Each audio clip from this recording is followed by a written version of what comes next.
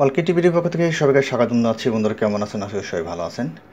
ভালো আপনার একটা গুড মেসেজ, সেটা হলো গাক এনজিও। আমরা মনে হয় সবাই সেটার নাম জানি। সেখানে 708টা পদের মতো 2টা সার্কুলার প্রকাশ করছে। এটা হলো প্রথম সার্কুলার।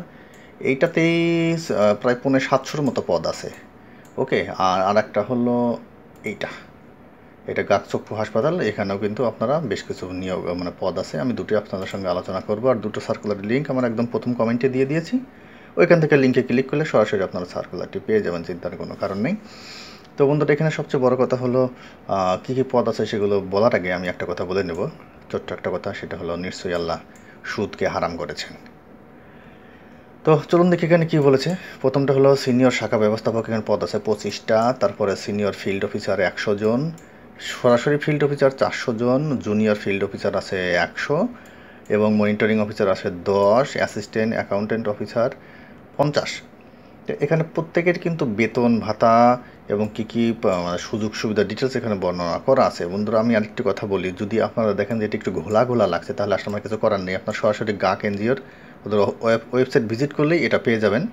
আমি কিন্তু ওদের ওয়েবসাইট থেকে নামিয়েই আপনাদেরকে দিয়েছি। এটা প্রথম আলোতে পাবলিশ করছিল। এই অবস্থায় ওদের ওয়েবসাইট থেকে পাওয়া গেছে। এর থেকে চকচকা কোনো সাইট আসলে পাই নাই। তো তারপর আপনারা কিন্তু এখান থেকে সব কিছু বুঝতে পারবেন, ইনশাল্লাহ কোনো সমস্যা হবে না। আমি যদি নেক্সট চলে আসি গাকচক্ষু হাসপাতালে নিয়োগ বিজ্ঞপ্তি, এখানে দেখেন আপনার প্রশিক্ষণপ্রাপ্ত MILOPI, এটার অর্থ কি আসলে বলতে পারবো না। অর্থাৎ এটা মনে হয় একটু ওই মেডিকেল সেক্টরের আর কি, যেহেতু চক্ষু হাসপাতালের ব্যাপার। এখানে শিক্ষাগত যোগ্যতা দেখেন SSC এই সমস্ত বাছাই কিন্তু নিচ্ছে। আর এইটার উপরে একটা বাস্তব অভিজ্ঞতা চাইছে। তো এখানে লোক নেবে হলো 15 জন।